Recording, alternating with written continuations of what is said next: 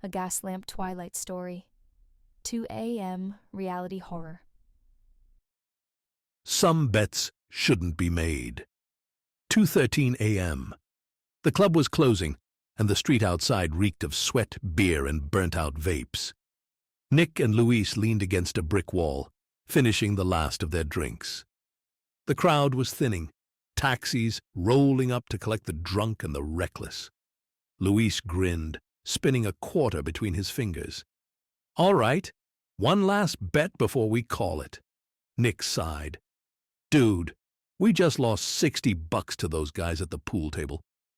"This one's free," Luis said. "Flip the coin. Call it. Loser runs to the end of that alley and back." Nick glanced over. The alley stretched deep between two buildings, half lit by a flickering street lamp. Garbage bags slumped against the walls. A metal dumpster sat near the entrance, rusted and dented. Past that, nothing but shadows. "That alley?" Nick frowned. "Looks sketch." "Exactly," Luis smirked. "Gotta have a little danger, or it's no fun." Nick exhaled, shaking his head. "Fine. Flip it." Luis tossed the coin, high and spinning. It caught the streetlight before slapping down onto Nick's palm. He flipped it onto his wrist. Tails. Luis laughed, clapping Nick on the shoulder. As it landed on heads, "See you in a minute." Nick rolled his eyes. "All right. If you get stabbed, I'm not running in after you." Luis grinned and stretched his arms like a runner warming up. Then he took off.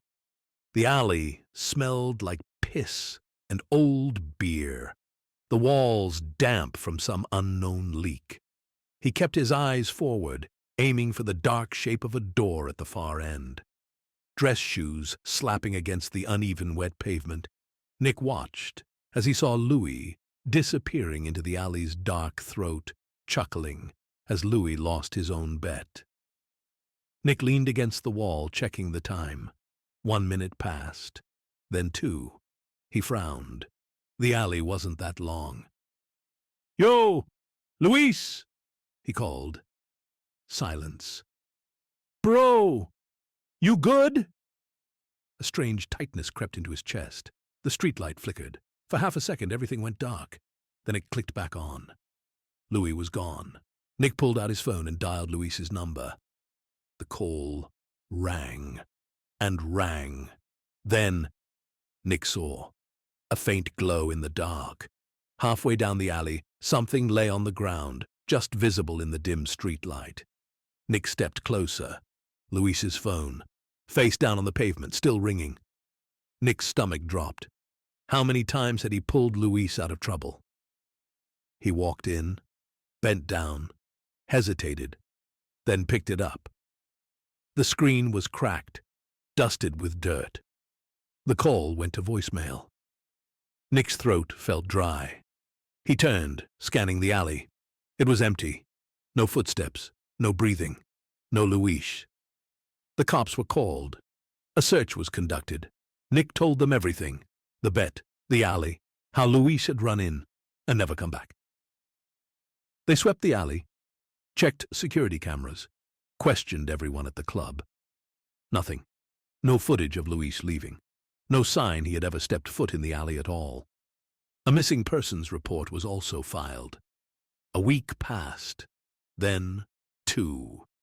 Luis's family put up flyers. The news ran a short segment, but the world kept moving. Luis lived for moments like this. Every party, every dare. He always needed to be the guy with the story. Even when he became the story, that ended badly. Nick retraced that night a dozen times, stood at the alley's entrance, staring into the dark. The street lamp still flickered. The dumpster was still rusted and dented, but he never stepped inside again. And Luis was never seen again. Luis disappeared, and to this day remains missing, because of a choice he never thought twice about, and now Nick has to live with that. Hit like.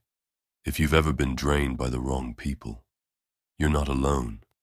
Subscribe if you want more of the hidden horrors of nightlife.